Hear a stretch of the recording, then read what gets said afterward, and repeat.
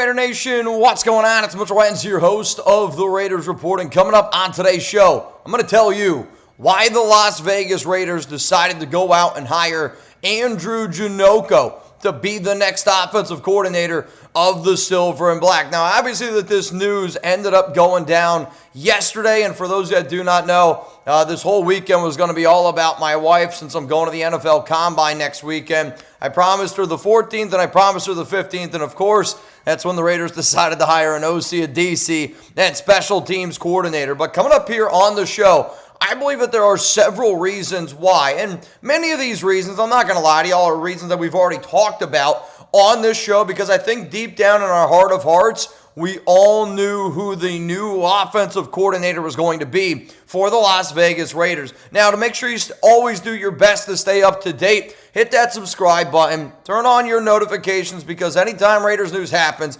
even if it's me driving to dinner, or I guess I should say my wife driving to dinner, I'm sitting in the passenger seat like a passenger princess, and I'm going to do everything in my power to keep you guys up to date on all things going on around the Silver and Black. So if you're new to this channel, if you're new to what I do here, I'm going to break down who Andrew Janocko is. I know a lot of the real ones have heard me say his name probably 100 times over the past month, but if you don't know who he is a native of Clearfield, Pennsylvania, where Janocko attended Clearfield Area Junior Senior High School, where he also played quarterback under his father, Tim, who served as the head coach there for 38 years. Klint Kubiak, we talk a lot about Kubiak, and you know what, man, I do. I feel like we're freaking Kubiak. If anybody wants this hoodie, I'm going to put the link for you guys down in the comments. But, you know, we talk about Kubiak being brought up around football his entire life.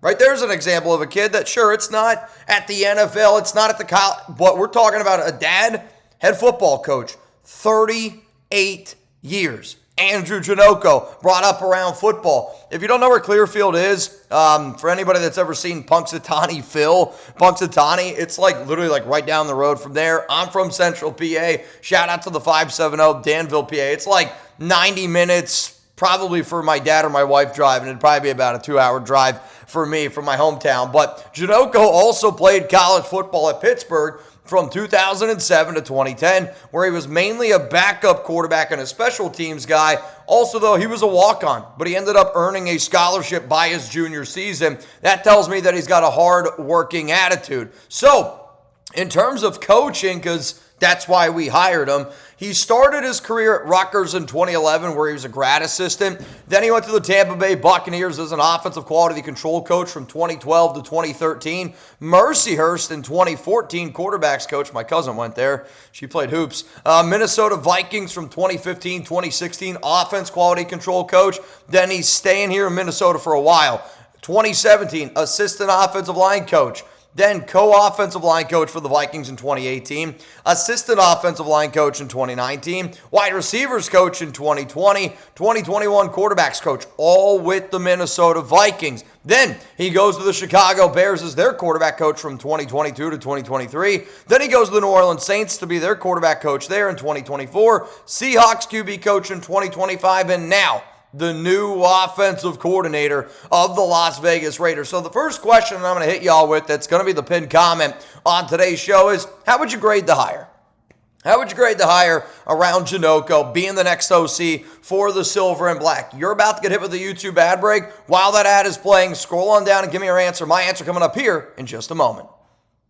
The Raiders hiring Andrew Janocko is a B grade for me. And I think that there's two ways that you have to look at this hire if you're a fan of the Silver and Black. If we were just talking about OC and what a lot of us think an offensive coordinator looks like, it's probably a C grade if we're being real, because he's never called plays before. But that's not the job of the offensive coordinator in 2026 underneath Klint Kubiak. The job of the offensive coordinator under Klint is to make sure that Klint is the best version of himself. So we could say that it's a C grade in terms of an OC, but it makes our head coach better. That's the reason why I'm giving this a B grade, because, yeah, and I said this probably, I've already said it like 10 times, but I just love how Klint said this at his press conference, because it's so true. He's like, I'm the guy that calls plays. I'm the one that calls it, in the big moment.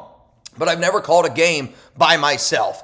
And Andrew Janocko is going to help Klint Kubiak. He's going to help Fernando Mendoza. He's going to help out this offense. He's going to help out in so many different ways that you're going to get the best version of Klint Kubiak. If you had Klint as your number one head coach candidate, I'm waving at you right here because I know I did.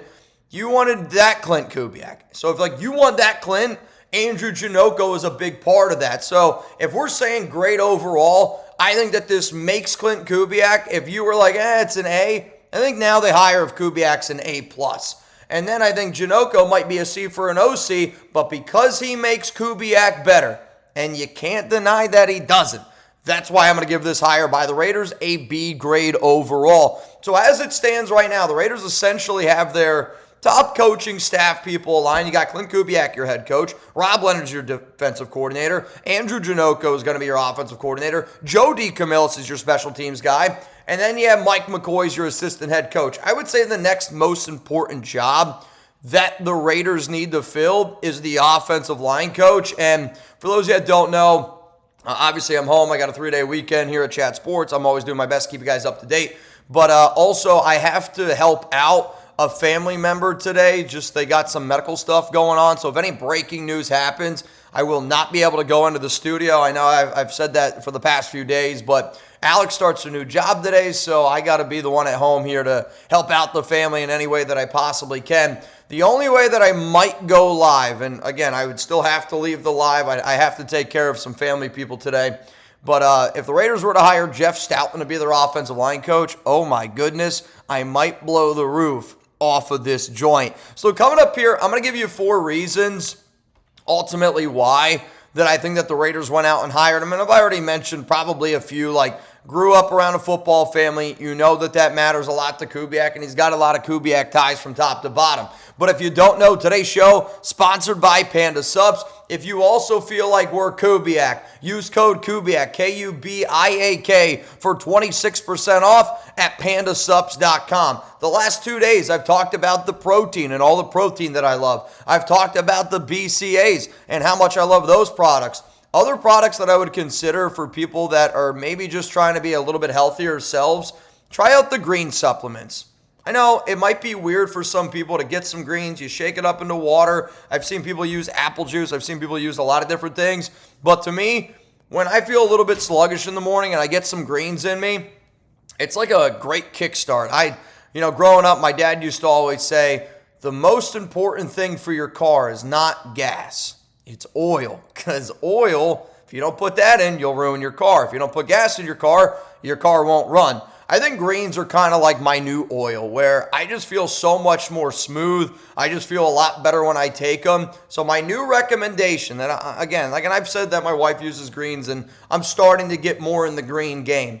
Try them out at Panda Subs, but I'll always recommend the protein. I'll always recommend the BCAAs. I know a lot of people that watch the show enjoy the fat burners. The creatine that I've used there is all good. If you're trying to be a healthier version of yourself, Panda Subs is hooking you up with 26% off. Use code Kubiak. That link down in the comments, down in the description of today's show. So let's go through here and let me tell you why I think ultimately, Klint Kubiak decided to hire Andrew Janocko. The first reason is the Kubiak connection. He's got so many different years with Klint, and Klint clearly trusts Janocko. It's why he's been bringing him along for all these seasons. So their first overlap was in 2019 with the Minnesota Vikings, where he was the assistant offensive line coach. Kubiak was there with the Vikings. Reminder, his dad was there as well. Then in Minnesota was the wide receiver coach in 2020, quarterback coach in 2021. That was the season that Kubiak got his real first shot to be the offensive coordinator. So first real shot to be the offensive coordinator, quarterback coach is Andrew Janocko. Then Janocko spent 2 seasons in Chicago. So what happens? Justin Fields, we'll talk about him in a little bit. Then Kubiak goes, well, I'm going to be an OC again. Who's the guy that I want? I want Andrew Janocko in 2024, where he was the quarterback coach. And then you go to Seattle, you win a Super Bowl, quarterback coach Andrew Janocko. Let's go to the next reason why I believe that the Raiders decided to go this route. He's got a lot of quarterback success. QBs have had success with Janocko, and yes, quarterbacks have had success when you've been able to pair Janocko and Klint Kubiak together. So Like the first year, let's just talk about this past season. Sam Darnold in 2025. I don't think Darnold was as good as what he was in Minnesota, but you still won 14 games. Tom Brady didn't want Sam Darnold. Tom Brady and this Raiders team decided to choose Geno Smith over Darnold. We had the number 1 pick. Sam Darnold just won a Super Bowl. So I think we know who chose correctly. But my point of that is Darnold looked really solid. And he ended up winning the Super Bowl. And to me, I think when you look at what you're hoping Fernando Mendoza ends up looking like, it's not somebody that I need to be a top 10 quarterback. And we could have a debate if Sam Darnold's a top 10 QB or not, because I'll tell you this, I would take him over quite a few guys at this point in the NFL. But what Darnold did was he understood the system. Kubiak believed in him. They played really solid football when it mattered the most. And that's what you're hoping Kubiak and Janokco do for our future quarterback in Mendoza. But Derek Carr in 2024, DC looked like an MVP candidate the first few weeks, and then unfortunately for him, and unfortunately for that Saints offense, it was just one injury after another, and that team just didn't have nearly the amount of depth and just didn't have nearly the amount of pieces that they needed once all those injuries happened. But let's be real, Derek Carr in 2024 got off to a very good start. Then, let's talk about Justin Fields in 2022, 2023. I don't know if I've really ever seen Fields play good football, but I would say his best football was those 2 seasons in Chicago. The passing numbers were okay. I mean, 17 touchdowns, 16 touchdowns, highest, passing yards. But he also really was able to use his legs. And that's where I think Fields, we saw some of that athletic ability. And you got to give some credit to Janocco. I think that he saw deep down like, man, this guy's not the best thrower of the football, so how can I try to unlock him as an athlete? And he had a season where he had over 1,100 rushing yards. The best coaches might not be able to fully unlock a player, but, I'm saying best coaches, if you look at a guy like Fields, I don't think that there's any way that he's going to be an NFL quarterback. So if you know that, how do you get the most out of him? You try to use his strengths to the best of his ability. Instead of making Justin Fields a pocket passer, they were like, F it, let's use his legs, let's let him be an athlete. And I think that's what really good coaches do, and that's what Andrew Janocco did with Justin Fields in 2022, 2023. Kirk Cousins in 2021. Cousins had a solid year with the Minnesota Vikings. And, so again, to me, I look at Sam Darnold, Derek Carr, Justin Fields, and I look at Kirk Cousins, and, they're obviously Darnold, Carr, and Cousins are a little bit more similar to the Fields, but at the same time, there's a lot of different types of QBs in there, and they all saw success with Kubiak, and they all saw success with Andrew Janocco as a quarterback coach, which, again, you got to tip your cap to. The last one, and I just, I saw this because, again, my cousin, she played basketball at Mercyhurst. She also just had a birthday. Happy birthday, Amber Renz. And he was the quarterback coach at Mercyhurst in 2014. And I saw this stat because I think good coaches always get the best out of their players. This is from the Mercyhurst website. In 2014, Brendan Boylan, the Brendan Boylan. Sorry, Brendan, I don't know who you are, but it looks like he ended up getting a job as an OC at Mercyhurst, and now I believe he's on the Missouri staff. Anyway, Brendan Boylan set the school record for total offense in a season, finishing with 3,105 yards. His 2,952 passing yards that season fell short of the school record by 31. So in his very, very first stint, Mercyhurst quarterback coach in 2014, quarterback had a very, very good season. I got 2 more reasons coming up here in just a moment. But again, y'all, if anybody wants to get their hands on any of our Weird Kubiak merch, go to chatsports.com/Kubiak. That link in the comments and in the description of today's show. And again, if anybody needs any other stuff, we got Mendoza shirts. We got more Raiders Reports gear. We got our Sin City shirts that are launching as well. If you want some Raiders Report gear, it's down in the comments. Next reason why the Raiders decided to go with Janocco, he also has the Gary Kubiak connection. And again, man, for me, I saw so many people talk about this Raiders job in a negative light. And people were like, there's no way Klint Kubiak's going to come here. Ben Johnson, he said no last year to us, same thing's going to happen. Well, guess what? We ended up getting our guy. And even if there is some, unknown things when it comes here to the Raiders because of how often we've gotten rid of coaches, I think at the end of the day, again, I don't know Klint Kubiak's relationship with his dad, Gary. But the fact that he followed in his footsteps tells me that he obviously respects his dad. I respect my dad a lot too. And for anybody that knows, I talk to him just about every single day. And if I was on the fence about something and I said, hey, Dad, do you agree with this? And he was like, yep, I think that this is a good idea. That might be enough reason for me to go, okay, check, let's roll the dice. We knew that Gary Kubiak and John Spytek had an extremely close relationship because Gary gave John a lot of credit for Gary when he won a Super Bowl with Denver back in 2015 in his first season. He said that, Spytek helped him out really learn and understand that roster from top to bottom. And a lot of these coaches that I think that we're bringing in, you learn from your past successes. And if I'm Klint Kubiak, I'm just trying to bring in guys that I feel like I can trust, that my dad potentially trusts, because when you have success and you know what it looks like, you kind of can go with that route. The Raiders have been unsuccessful for so long that I don't know if they know what it takes to be successful. Like, I don't know if they know what success looks like. So you bring in people that just won a Super Bowl. You bring in a family that's, literally won Super Bowls, and they're like kind of making this blueprint.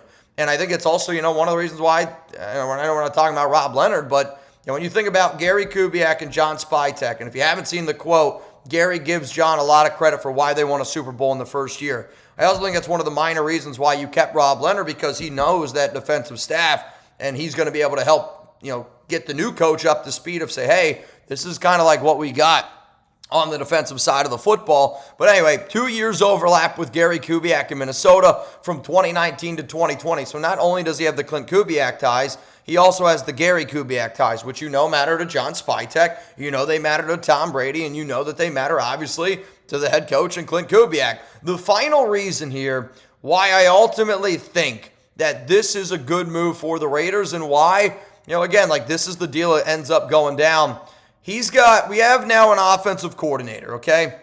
We got an offensive coordinator that has coaching experience on our three biggest needs on the offensive side of the football. I would say we're good at running back. I'd say we're good at tight end. Not saying that we don't need to add running back talent. Not saying we don't need to add a third tight end. We obviously do.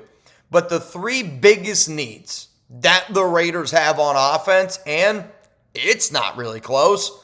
Quarterback, Fernando Mendoza. Andrew Janocko has been a quarterback's coach underneath Klint Kubiak for multiple seasons, and he was a quarterback himself.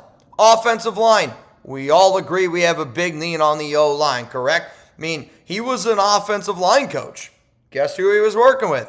Klint Kubiak. Again, only an assistant O-line coach, but that's still a coach that has worked an entire NFL season as an O-line coach. That's important. The other biggest need that we have on offense, wide receiver.